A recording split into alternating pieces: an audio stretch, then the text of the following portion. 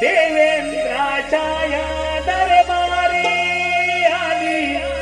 नारदाची स्वारी गोड नाममुखी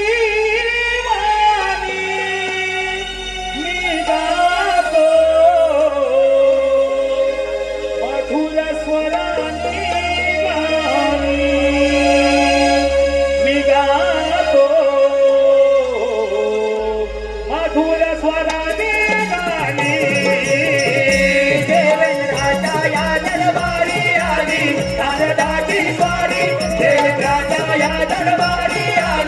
नारदाची स्वारी गोड नाममुखी